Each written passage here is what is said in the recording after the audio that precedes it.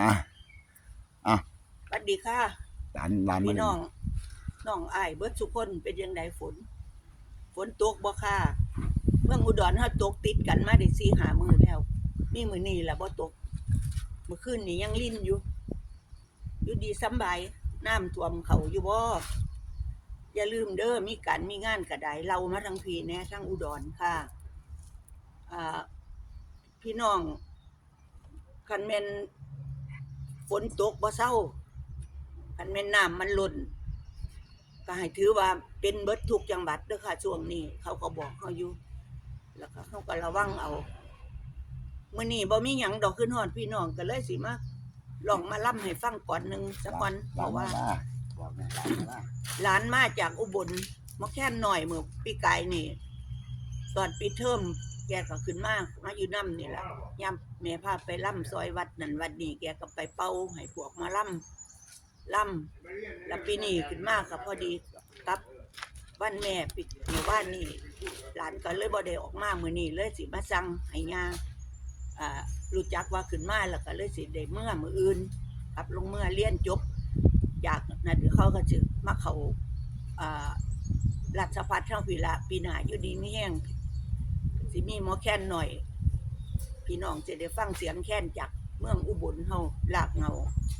ของหมอลำก่อนอุบลหมอแค้นอุบลค่ะก็ฝากพี่ฝากน้องไว้มีงานมีการกับชู้ซอยกันซอยสนับสนุนฉันกับบ่ได้เศร้ากับขอบว่ามีลูกมีหลานมาเรื่อยๆจังซี่ล่ะบ่หมอแค้นกับหมอลำค่ะเอาบักละเป่าขึ้นฝากพ่อแม่พี่น้องเฮาเอาทั้งรองลูก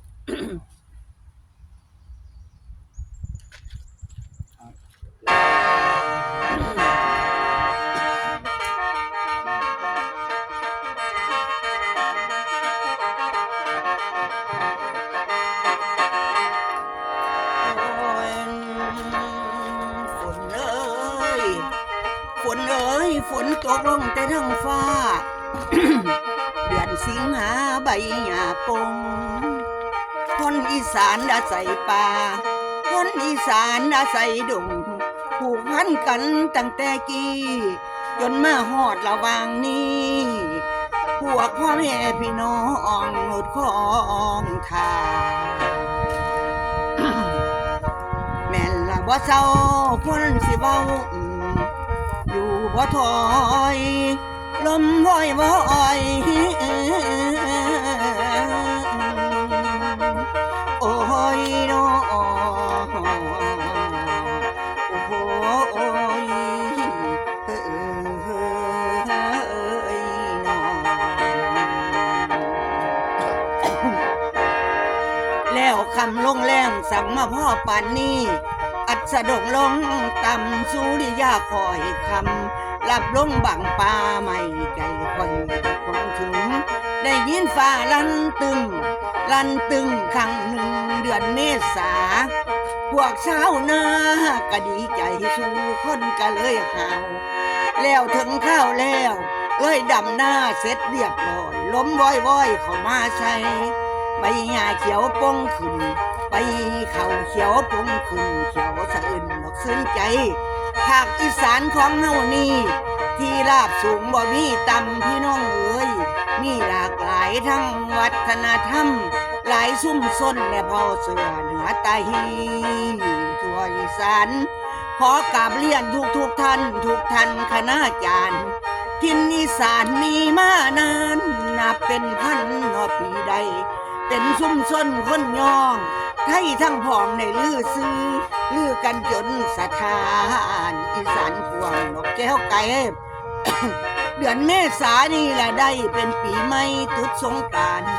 เอาพระร้องหดสงปู่ตาและย่ายเฒ่าเป็นวันเนาวันสงน้ำขอขมาลาโทษฝนกระตกหยาดย้อยผ้าไหมกระป้องใบพวกชาวนาเตรียมตนได้หาขี้ฝุ่นลงแก่อัดคันแท้คันหน้าเพื่อร้องฝนฟ้าพืชสภาพฝนตกหงไหลลงเป็นน้ำบาพวกชาวนาเตรียมวันกาคอยถ่าแต่สิดำหอดวันพุธวันเขาจำเลี้ยงตาแหกพิปุตตาจุดบังไฟบูชาเพื่อจะขอฝนฝาก มีทุนาฝนทำกาป่าข้าวหน้ามันขึ้นไข่พวกชาวนาไทยหดไว้ตันทางระวังหนองฟังเสียงมุงของบวชนาคนาโคอุปสมบทนำแก่นประเพณีแท้กาท่วมแก่เถียงหน้าน้อยฝนตกลิ้นเข้ามาใส่น้ำให้ไงมันกระหงเตรียมตอนกระต้มปลาฝนตกลงจากฟ้ากำลังเล็งลงมาเรียกว่าเดือนสิงหาคมหมู่ฝนลงล่างเรียกว่าเดือนกรกฎาคมหมู่ฝนลงล่างเดือนแปดเพ่งคนห่มเต่า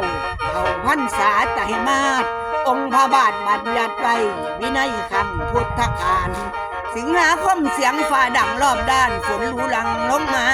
พวกชาวนาเฮาปักดำฝนนำลงลิ้นย่อยส่วนอยู่เถียงหน้าน้อยโอ้ยขั้นแท้เขาจำปนเด็ดเอาพักกระโดนมากินกับก้อยกุ้งคำเขาใหญ่จนมาแก้มหมูเจ้าปุ้งกินกับก้อยอร่อยหลายกินกับก้อยอร่อยหลายสายแน่นเฮาโอ้ยน้อโอ้ย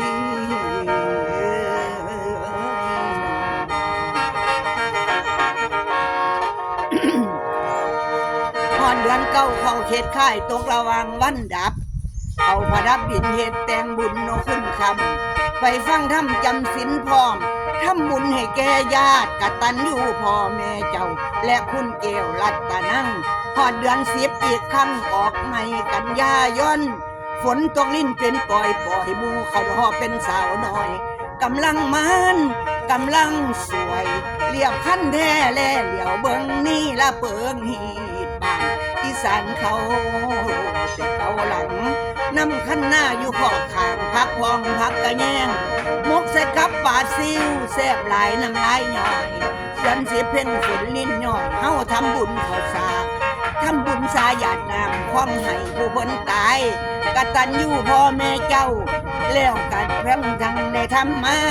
เดือนกันยาก็คือกัน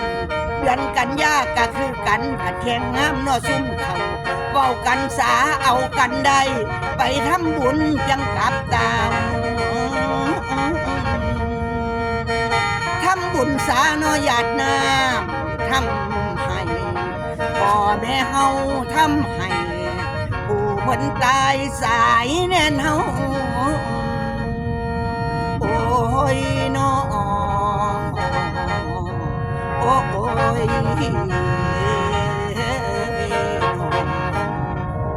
เอาซ้ำนี่สักวันเนาะฝนที่ตกห้ำเอาเต้ยเวลาเต้ยฝนกำลังแหลมมาแล้วพี่น้องเตรียมตัวไหมจังฟังไหมยังน้อยนี่สิเมื่อฝนนี่มือละ4 5ก่อนนี่ดอกผู้ใดอยากฟังก่อนใดก็โทรมาจองเอาโอ้ยจังว่าท่านผู้ฟังจังว่าท่านผู้ฟังท่านเลี้ยวนี่ก็เลี้ยวเห็นหน้าเขามาเจ้าเปิ้นเอิญเปิ้นใหญ่คุณสวงคิดว่าสิเอิญกูหายากคนละบ่ขานนั่นน่าจะมาเห็นหน้ามาเห็นหูมาเห็นตามาเห็นคิ้วคือเสียนบ่สะเวียนอยากได้ไปให้อีแม่แห้งผู้น้อยดองแดงแต่งเจ้าจักแสนคอยสิขายหมอแข้งมาแต่งเส้นไปนอนสองก็เป็นยายบุญสวงคิดว่าสิป้อนพันนอนก็เป็นยายนี่คิดว่าสิกอมหอมบ้องหอมคิดว่าสิกอมบุญเจ้าเด่นสิเตียงสอนแน่นาก้อนคำนี่นาลานานวลในนี่นาหอมกินมาแต่ไก่หอมกินมาอยากโดนดีโดนเด้